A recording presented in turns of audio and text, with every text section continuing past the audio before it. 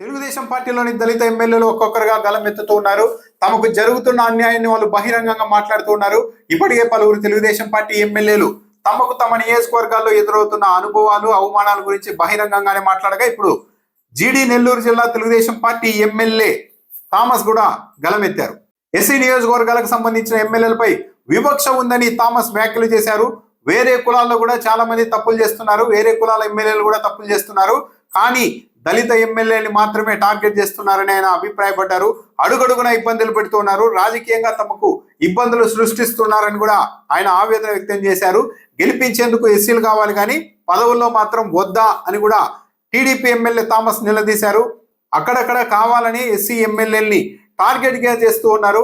కొందరికి ఇప్పటికీ కూడా ఎస్సీలు అంటే చులకన భావం ఉంది, ఎస్సీలు ఇప్పటికీ కూడా తమ కాళ్ళ దగ్గరే ఉండాలి అన్న భావనతో కొందరు ఉన్నారు అని కూడా థామస్ వ్యాఖ్యానించారు. తెలుగుదేశం పార్టీ ఎమ్మెల్యేగా ఉంటూ కూటమి ప్రభుత్వం అధికారంలో ఉన్న ఈ సమయంలో ఎమ్మెల్యే థామస్ ఈ వివక్ష గురించి మాట్లాడుతూ ఉన్నారంటే తెలుగుదేశం పార్టీలోని దళిత ఎమ్మెల్యేలు నియోజకవర్గాల్లో ఏ మేరకు అణిచివేతకు గురవుతున్నారన్నది దీన్ని బట్టి అర్థం చేసుకోవచ్చు. థామస్ ఒక్కరే కాదు, కొద్ది రోజుల క్రితం ఎమ్మెల్యే సత్యవేడు ఎమ్మెల్యే కోనేటి ఆదిమూలం కుమారుడు ఆయన స్వయంగా కూడా మీడియా ముందుకు వచ్చారు. వారం రోజుల క్రితం కోనేటి ఆదిమూలం కుమారుడు అయితే ఛాలెంజ్ చేశారు తెలుగుదేశం పార్టీ నాయకత్వానికి. మేము ఎన్నికల్లో ఖర్చు పెట్టిన డబ్బుని ఇస్తే మా నాన్న ఇప్పుడే రాజీనామా చేసేస్తారు, ఆ తర్వాత నియోజకవర్గాన్ని మీరు కావాల్సినట్టుగా ఎవరినైనా నియమించుకొని దోచుకోండి అని కూడా ఆ రోజు ఎమ్మెల్యే కుమారుడు సుమన్ వ్యాఖ్యానించారు. మా తండ్రి రాజీనామా చేసిన తర్వాత ఉప ఎన్నికలు పెట్టండి, సత్యవేడులో తెలుగుదేశం పార్టీ గెలుస్తుందో లేదో కూడా మీకు తెలుస్తుందంటూ కూడా వ్యాఖ్యలు చేశారు. గురువారం ఏకంగా సత్యవేడు ఎమ్మెల్యే కోనేటి ఆదిమూలం కూడా మీడియాతో మాట్లాడేస్తూ మరికొన్ని ఆసక్తికరమైన వ్యాఖ్యలు చేశారు. తన నియోజకవర్గంలో ఇసుక మట్టి గ్రావెల్ ని దోచేస్తూ ఉన్నారు, కొందరు కోట్లు సంపాదిస్తున్నా సరే ఉన్నతాధికారులు పట్టించుకోలేదని వ్యాఖ్యానించారు. తెలుగుదేశం పార్టీ ఎమ్మెల్యే కూటమి ప్రభుత్వం అధికారంలో ఉన్న ఈ సమయంలో తన నియోజకవర్గంలో ఇసుక మట్టి గ్రావెల్ దోచేస్తూ ఉన్నారని చెప్పారు అంటే ఏ స్థాయిలో వ్యవహారాలు నడుస్తున్నాయి దీన్ని బట్టి అర్థం చేసుకోవట్లు. కోట్లు ఇచ్చిన వారికి నామినేటెడ్ పదవులు ఇచ్చారని కూడా తెలుగుదేశం పార్టీ ఎమ్మెల్యే నిన్న ఆరోపించారు. సత్యవేడు నియోజకవర్గంలో నాకు ప్రోటోకాల్ ఇవ్వడం లేదు, ఎమ్మెల్యేగా ఉన్న నాకు ఇవ్వడం లేదు, కానీ తెలుగుదేశం పార్టీ ఇన్ఛార్జ్గా అక్కడ తెలుగుదేశం పార్టీ నియమించిన శంకర్ రెడ్డికి ప్రోటోకాల్ ఇస్తున్నారు, అధికారులు కూడా ఆయన మాటే వింటున్నారు, ఎమ్మెల్యేగా ఉన్న నా మాట వినడం లేదు అని వ్యాఖ్యానించారు. ప్రభుత్వ కార్యక్రమాల్లో ఎమ్మెల్యేగా నేను టెంకాయ కొట్టాలి కానీ పార్టీ తరఫున నియమితుడైన వ్యక్తి అలా కార్యక్రమాల్లో పాల్గొంటారు, ప్రోటోకాల్ అందుకుంటారు అని కూడా ఎమ్మెల్యే కోనేటి ఆదిమూలం వ్యాఖ్యానించారు. అంటే ఇక్కడ కూడా ఏ స్థాయిలో వివక్ష ఉందో చూడొచ్చు. ఇక కొలికిపూడి శ్రీనివాస్ అయితే నిరంతరం అక్కడ తన నియోజకవర్గంలో పట్టు కోసం తన పరువు కోసం పోరాటం చేస్తూనే ఉన్నారు. నేరుగా తెలుగుదేశం పార్టీ ఎంపీ కేసినేని చిన్నితో బహిరంగంగానే ఆయన తలపడే పరిస్థితులు వచ్చేసాయి. మొత్తం తిరువూరు నియోజకవర్గం మీద పెత్తనం చెలాయించడానికి కేసినేని చిన్ని ప్రయత్నిస్తున్నారు. ఇసుక మట్టి అన్ని రకాల మాఫియాల్ని తిరువూరులో నడపాలని ట్రై చేస్తున్నారు.